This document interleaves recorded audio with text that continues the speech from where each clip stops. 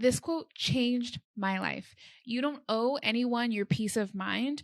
You don't owe anyone an explanation. They just have to respect it. Now, as a recovering people pleaser, somebody who has struggled with self-worth and codependency, that quote really resonates with me. But when it comes to practice, that feels like it feels like there's friction around that. My name is Aisha Marshall. I'm the host of the Butterfly Season podcast, and this is a micro dose of an episode. And I want to talk to you about people pleasing. I would oftentimes say yes to something because I didn't want to say no for the fear, not the fear, but I wanted to avoid confrontation. And not that it would be confrontational, but I felt like it was an easier response to say yes to something that I maybe like wasn't crazy about doing and then do it, as opposed to just saying like no for no other reason than I just don't want to do it. Having that conversation felt hard.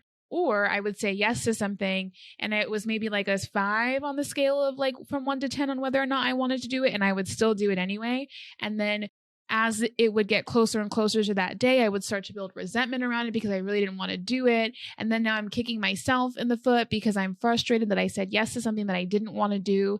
And so working through that, I realized that like adults can handle disappointment, and I don't owe anyone my peace of mind. And if somebody asks me why I don't want to do something, I can be truthful about my reasoning and stand in my truth. And people don't have to understand the reasoning, but I would expect them to respect the reasoning. And so when I got around that from a people-pleasing perspective, I do feel like it empowered me to say no more often. I was taking inventory from a scale of 1 to 10, what felt like an absolute yes, that was easy. What felt like an absolute no was easy, but it was like the 4 to 7 scale, 4 to 6 scale, where I knew I felt resistance around it and I really didn't have a reason as to why I didn't want to do it. I just didn't want to do it.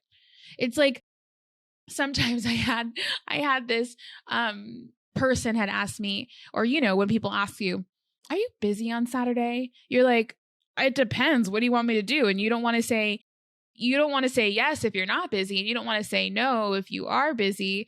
And so if you say that you're not busy, I'm like, okay, can you help me move? And if you don't want to help them move, you're like stuck in saying yes because you already said that you weren't busy.